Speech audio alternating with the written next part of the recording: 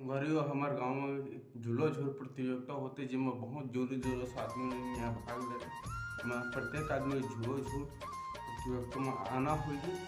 यहाँ बालपुर में झूलो झूल तरिया पार में होते संगारी ये प्रतियोगिता बहुत के लड़का मान लेते हैं जेकर उम्र 16 के नीचे है।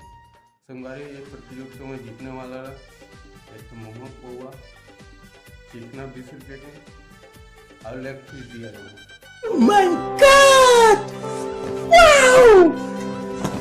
हमारे ये प्रतियोगिता बहुत जोर जोरों से चला था हमारी करनी पड़ोगे सुनाई की नहीं देते जोर सुखा ना रे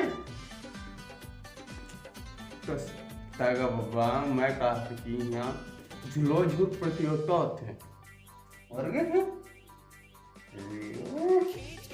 बहुत दुख हुई बेटा तू का आदमी मर गया बहुत दुख हुई भगवानों का आत्मा शांति। अरे